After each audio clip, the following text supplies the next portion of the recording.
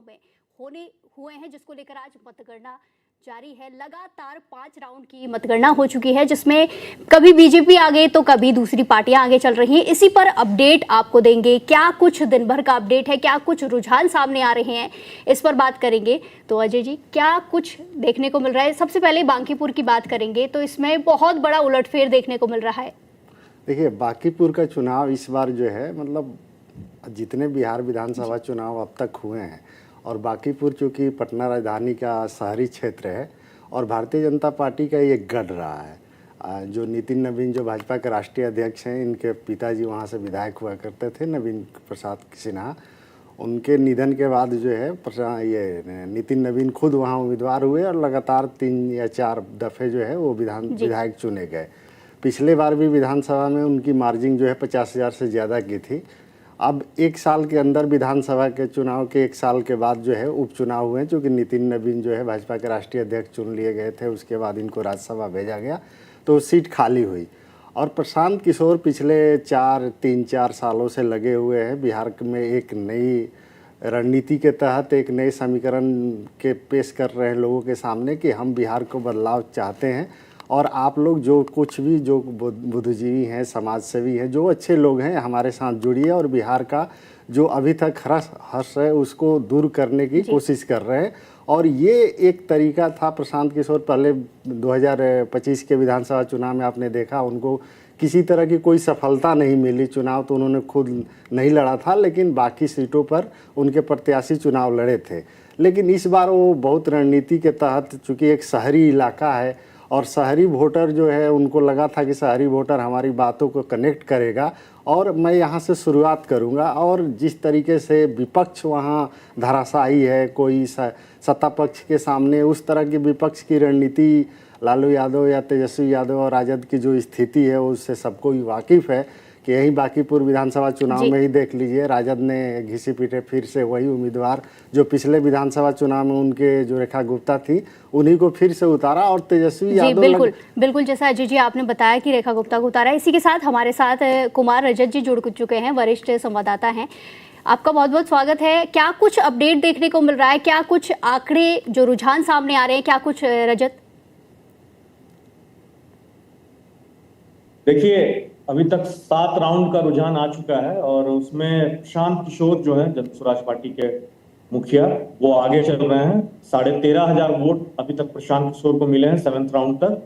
और बीजेपी के जो नीरज सिन्हा है उनको 9,493, मतलब लगभग 9,500 वोट मिले हैं। तो इस तरह प्रशांत किशोर 4,000 वोटों से आगे चल रहे हैं। आरजेडी जो मुख्य विपक्षी पार्टी है वो पूरी तरह से अभी सीन से बाहर दिख रही है, तीसरे स्थान पर है, 2,000 के आसपास उसके वोट हैं। तो एक तरह से मुकाबला जो है वो पूरी तरह भाजपा और प्रशांत किशोर के बीच है और प्रशांत किशोर पहले राउंड से ही इसमें आगे दिख रहे हैं। जी बिल्कुल रजत जी, ऐसे में दोनों के बीच में कांटे की टक्कर देखने को मिल रही है, तो क्या कुछ नज़ारा जमीन पर दिख रहा है? क्योंकि कई तस्वीरें सामने आ रही है जहां लड्डू भी बनवाए जा रहे हैं, तो क्या कुछ तस्वीरें हैं और मतगणना केंद्र पर खासकर क्या कुछ नज़ारा है? देखिए, मतगणना केंद्र पे प्रशांत किशोर जो है वो इलेक्शन भले ही पहली बार लड़ रहे हैं, लेकिन वो इलेक्शन लड़ा चुके हैं, उनको पता है। तो उनकी टीम जो है वो पहले से एक्टिव है। इवन रिजल्ट आने से पहले से वो 2 बार प्रेस कॉन्फ्रेंस कर चुके हैं और उनकी टीम सुबह से वहां एक्टिव है। बहुत कॉन्फिडेंस में है प्रशांत किशोर और उनकी टीम। माला, मिठाइयाँ, सारे उनके कार्यालय में एक उल्लास का माहौल है। हालांकि बीजेपी की भी तैयारी है, लेकिन अभी जो एज है वो प्रशांत किशोर के साथ है और उनकी टीम के चेहरे पर भी दिखाई दे रहा है। जी बिल्कुल रजत जी, आप हमारे साथ बने रहिए, आपसे अभी दोबारा से अपडेट लेते रहेंगे। अजय जी, जिस तरीके से प्रशांत किशोर एक बढ़त की ओर नजर आ रहे हैं, रुझान जो भी बता रहे हैं, जो रिजल्ट आएगा वो तो खैर अलग बात है, जो अपडेट सामने आएंगे, लेकिन इसमें क्या कुछ वो मुख्य कारण है, क्या जनता कनेक्ट कर पाई जो इस बार प्रशांत किशोर को इस तरीके से 7 राउंड में ये जो रुझानों में बढ़त नजर आ रही है? देखिए, प्रशांत किशोर जिस तरीके से चुनाव लड़ रहे हैं और उनके पास एक छवि है और लोगों को लग रहा है कि एक ऐसा, मतलब वो खुद ऐसा बोलते हैं कि हमारे पास क्या कमी है, हमारे पास पैसे हैं, पावर हैं, बहुत सारे लोगों को हमने मुख्यमंत्री बनाया है। तो लोगों को ये बात समझ में आ रही है कि भाई एक ऐसा बंदा जो दिन रात एक करके बिहार की राजधानी या सड़कों पर धूल फाँक रहा है, तो आखिर इसकी कुछ तो ऐसी है जो चाहता है कि बिहार के विकास में कुछ ऐसा हो जो कि बिहार के विकास के लिए काम आए।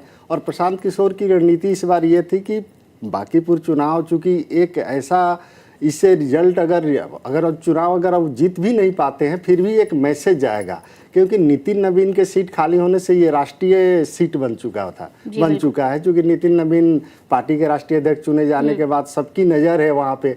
और बीजेपी के साथ भी यहाँ मतलब बीजेपी ने भी चुनाव में उनसे भी कुछ गड़बड़ियाँ हुई हैं कि जिस तरीके से उनको प्रत्याशी बदलना पड़ा, पहले जो प्रत्याशी घोषित किए उसको वापस लेना पड़ा, फिर दूसरे एक नए कैंडिडेट को उतारना पड़ा।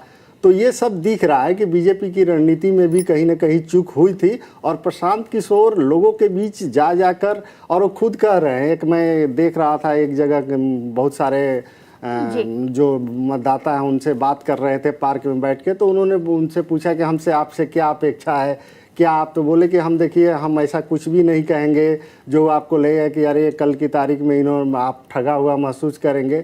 आपको 2-3 चीज़ों का भरोसा देंगे कि आपको कभी भी ऐसा नहीं लगेगा कि आपने एक ऐसा विधायक चुना है जिसकी वजह से आपको जो है सिर जो है झुकाना पड़े। हम कहीं भी रहेंगे, आपकी बात को बहुत पुरजोर तरीके से खड़ा करेंगे। और प्रशांत किशोर को चूँकि अब उनको क्या है कि राजद जिस तरीके से सीन से बाहर होती दिखाई दे रही है, वही मैं बात कर रहा था कि बांकीपुर में जिस तरीके से रेखा गुप्ता को तेजस्वी ने मैदान में उतारा और खुद ही गायब थे। मतदान के 2 या 3 दिन पहले जो है रोड शो किया, और ऐसा लगा कि फिर मतलब शुरू के 25 दिन ऐसा लगा कि राजद जो है वॉक ओवर कर चुकी है, राजद को कोई मतलब नहीं है इस सीट से।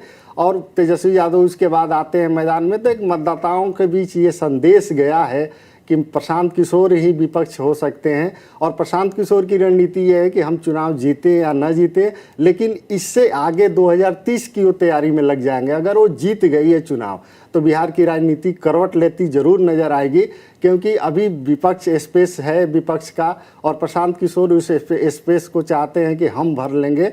और वो अपने कामों की वजह से, अपने लोग जिस तरीके से कार्यकर्ता उनके एक तरीके से वो कैडर जिस तरीके से जुटा रहे हैं, अब देखिए उनके जो लोग उनके साथ जुड़ रहे हैं वैसे लोग जुड़ रहे हैं जो चाहते हैं कि बिहार में एक बदलाव हो, और वो एक कैडर तैयार कर रहे हैं। वो किसी तरीके से ऐसा नहीं कर रहे हैं कि हम चुनाव लड़ रहे हैं तो हमारे साथ आ जाओ, एक तरीके से वो पूरे बिहार में कैडर चुन रहे हैं और उन लोगों को आगे बढ़ाकर और 2030 की आगे की रणनीति तय करेंगे।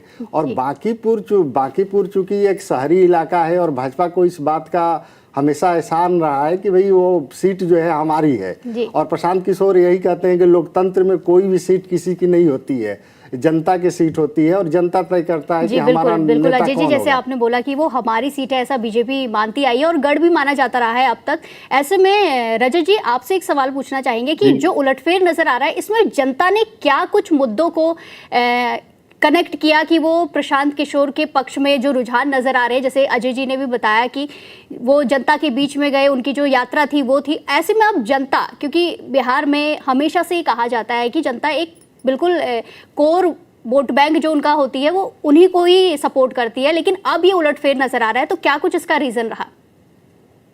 जी बिल्कुल सही कहा आपने। इस बार का जो चुनाव परिणाम है, जैसा हमारे पहले विशेषज्ञ भी कह रहे थे कि ये कोई असाधारण चुनाव नहीं है और ये परिणाम भी कोई साधारण नहीं है। इसका संकेत बहुत बड़ा है, क्योंकि बिहार जो है वो माना जाता है कि जाति आधारित यहाँ वोटिंग होती है, जाति पर ज्यादा फोकस होता है। लेकिन ये बांकीपुर जो सीट का जो परिणाम दिख रहा है, जो रुझान दिख रहा है, वो चौंकाने वाला है 2 कारणों से। एक तो ये बीजेपी का गढ़ रहा है, पिछले 30 सालों में 9 चुनाव हुए हैं और 4 बार नितिन नवीन जो राष्ट्रीय अध्यक्ष हैं उनके पिताजी नवीन किशोर प्रसाद सिन्हा जी वहां से जीते, फिर 5 बार नितिन नवीन लगातार जीतते आ रहे थे। और ऐसा नहीं है कि 2000-4000 वोटों से जीत रहे थे, 60% मैंने हमेशा 50% से ऊपर वोटिंग जो है नितिन नवीन हासिल करते थे। तो ये एक बहुत ही सुरक्षित सीट थी, मतलब कहे कि भाजपा की जो सबसे सुरक्षित सीटों में से एक है देश भर में, उसमें एक सीट थी।